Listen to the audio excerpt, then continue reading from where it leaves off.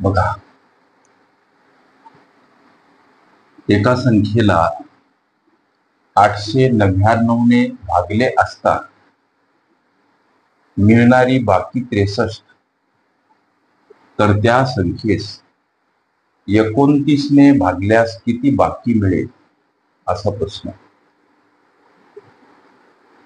प्रश्न सोडवायचा कसा?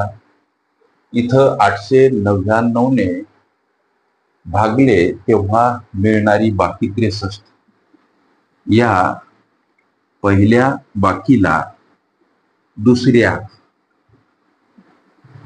दर्शवलेल्या भाजकानं भागा.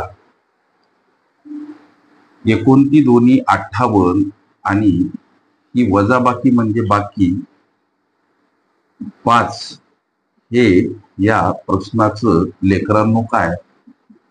तर उत्तर ही साधी आणि सोपी युक्ती.